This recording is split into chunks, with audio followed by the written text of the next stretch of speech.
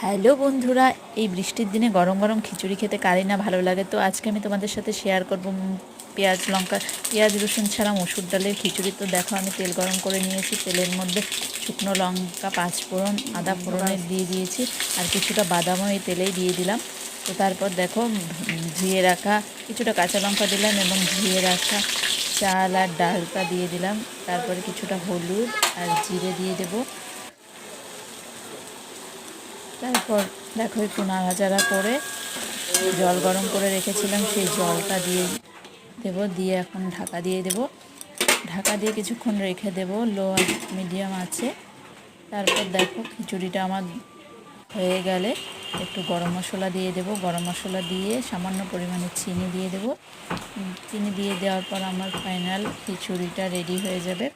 আর কিছুটা পাঁপড় ভেজে রেখেছিলাম আগে থেকে। তো দেখো।